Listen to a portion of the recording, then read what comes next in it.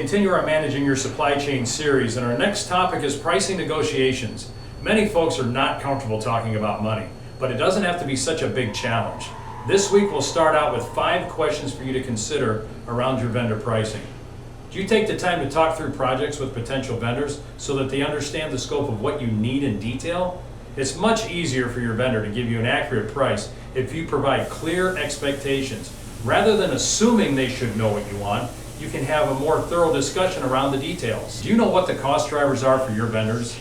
If you can engage your vendor in this more detailed way, you'll get a better appreciation for the price they're providing, and you can help them offer a best value to you. Having a transparent conversation with your vendor about these costs and how you can help the parts flow more smoothly through their shop will help them provide you a better service and value.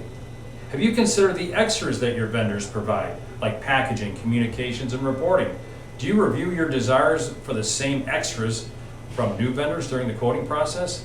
You may tend to take these extras for granted. Understanding how a new vendor thinks about these extras is an opportunity to ensure that new vendors start out along the same lines as your current vendors. If there are times when you're buying a commodity type of product and the price is overwhelmingly the biggest driver, do you let potential vendors know that's the situation?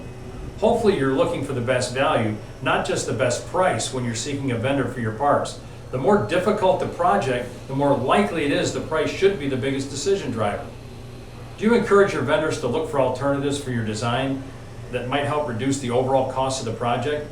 Being open to allowing your vendors to add some of their expertise to the design of your project can help reduce some of your costs. Having design flexibility based on the manufacturing methods of your vendors can improve the overall value of your product. Hopefully these 5 questions started to challenge your thinking in regard to talking pricing with your vendors, maximizing the value you receive from the parts they provide. Openness to talk in detail about your projects, understanding vendor cost drivers, considering any of the extras they might provide, identifying your most important considerations when buying and getting your vendors' input when possible can grow your vendors into solid partners. In part 2 of our pricing negotiations, we'll close out the topic with 4 more questions to consider around vendor pricing discussion.